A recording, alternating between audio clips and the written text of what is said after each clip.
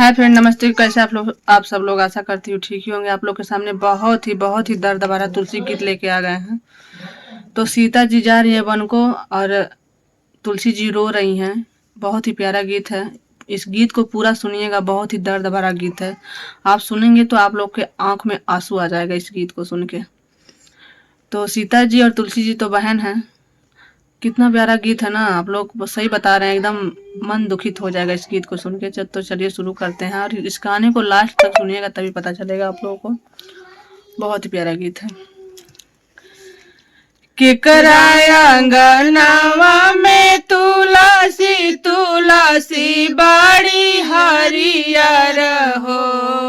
केकरे अंगनावा में तुलसी तुलसी बाड़ी हरियर हो।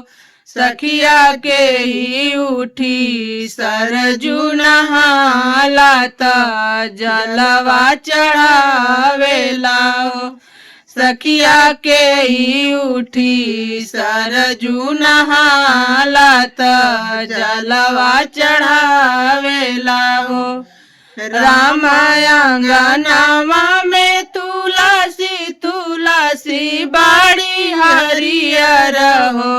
रामा सीता उठी सरजू नहाली त जलवा चढ़ावेली हो। रामा सीता उठी सरजू नहाली त जलवा चढ़ावेली हो।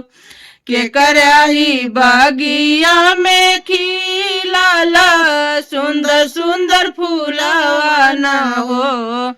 के कराही बगिया में खिलल सुंदर सुंदर फलवा न हो। सखिया के करही गौशाला एक लगाइया त सीता चारा डालेली हो। सखिया के करे गौशाला एक लगाइया त सीता चारा डालेली हो। सासू के बगिया में खिलल सुंदर सुंदर फूलवा न हो।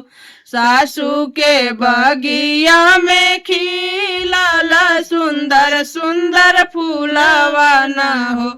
सखिया ससुर गौशाला एक लगाइया त सीता चारा डालेली हो। एक दिन सीता चली जाई भूत बनवारो वन लगी तुलसी नु हो। सीता जो चली जाई बनवारो वन लगी तुलसी न हो। बहिनी तू त चली जैबू आज बनवा त हम त सुखी जइबो न हो। बहिनी तू त चली जैबू आज बनवा त हम त सुखी जइबो न हो। रोवल गौआ के गौशालावा त बना के चिरैया न हो। सखिया रोवेल एक एक डलिया त फूलवा के कलिया न हो। सखिया रोवेले एक एक डलिया त फूलवा के कलिया न हो। रोई रोई कहेली तुलसी सुनहु बहिनी सीता नु हो। रोई रोई कहेली तुलसी सुनहु बहिनी सीता नु हो।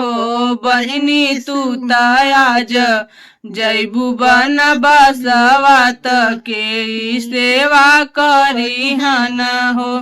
बहिनी तू त आज जैबू बन बसवा त के पूजा करी हन हो।